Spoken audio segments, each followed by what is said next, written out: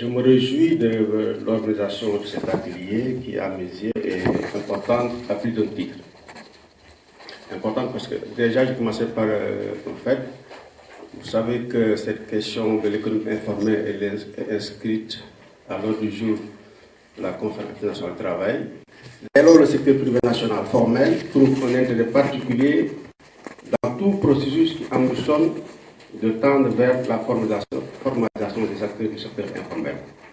Bien entendu, il ne s'agit pas de s'arrêter à ces intérêts, je dirais, simplement égoïstes, mais les enjeux sont autrement plus importants pour nous, car la question dépasse les préoccupations des directes et légitimes des entreprises formelles. En effet, il s'agit de questions de développement socio-économique que notre pays doit, pour avancer, surmonter, pour avoir une économie forte qui crée de la valeur ajoutée et des emplois décents. OBIT l'opportunité de collaborer avec ses partenaires traditionnels du Sénégal sur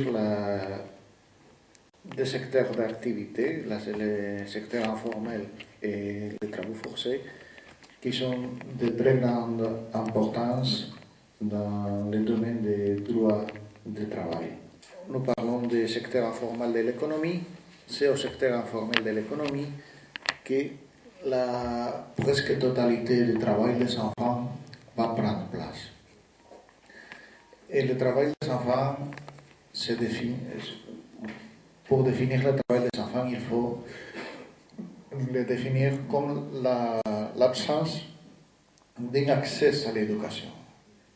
Et un pays sans éducation, c'est un pays sans avenir. Ce n'est pas seulement une question de la violation des droits de l'enfant, de la perte qui vont subir leurs familles et leurs communautés, et de l'enfance volée de ces enfants, mais nous parlons de l'avenir du pays. Le travail forcé, c'est une des pires formes de travail des enfants.